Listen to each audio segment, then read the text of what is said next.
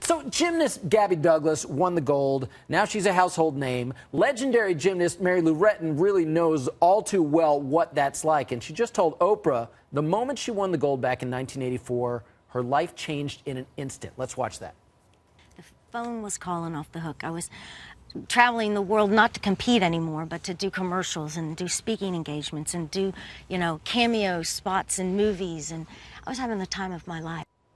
Yeah, to Mary Lou's point, Stephen, I mean, the opportunities really just start to pour in once they have these victories. How lucrative can all of that Olympic gold be for these stars? Well, here's all you need to know. There was a report that came out today that Gabby Douglas has the potential to make about $90 million. $90 million? About $90 million. Holy smokes. What you're talking about, we know how, as a gymnast, we know how sensational she was, particularly last night in her performance, and obviously when her team won the gold medal the other night. But the reality is that if you've got that smile, if you're well-spoken, if you're somebody that has successfully ingratiated yourself with the American public, whereas they're looking at you and you're a friendly face, you're somebody they feel they can market, then they're going to pounce on you immediately. As an Olympian, as opposed to an NFL, Major League Baseball, or an NBA player or somebody like that, you're an Olympian, so you get an opportunity to compete once every 4 years. So you really have to capitalize on that. You ink an endorsement deal that has either a degree of longevity to it or where you can maximize it monetarily in the initial stages or the initial aftermath of the Olympics. So if you're Gabby Douglas, you want to be seen on the scene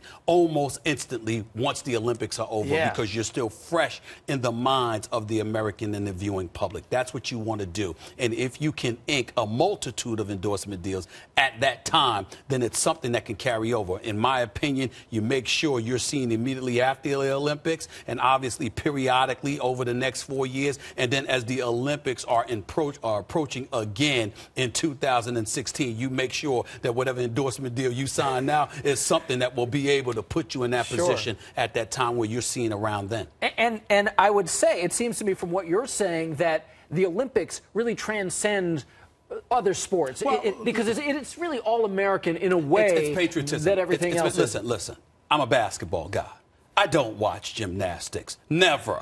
Except during the Olympics. Of course. I could care less about swimming. But I know who Mark Spitz is, and I know who Michael Phelps is. Track and field is something that interests me to some degree. But do I watch it on a Saturday afternoon? Maybe if I'm flicking the channels and I run into it by accident. But I'm really not interested. Yet the Olympics roll around, and I still remember Carl Lewis, okay? So you think about those things, and you recognize the importance of those events. Yes, swimming. Yes, gymnastics. Yes, track and fields are sports that resonate with us, but it's usually around Olympic time more so than at any other time. So when you know that's the reality, then obviously you've got to maximize your potential. You've got to pounce on those endorsement opportunities when they present themselves. Well, that is also why, you're a basketball guy watching gymnastics, and that's why all of Hollywood is tuning in, too. I want to read a couple of the tweets that we're seeing from Hollywood. One from Lil Wayne. He writes, "High praises to Michael Phelps." Taylor Swift tweeted, "So blown away by Missy Franklin." Beyonce to Gabby Douglas, "A thrill to watch you."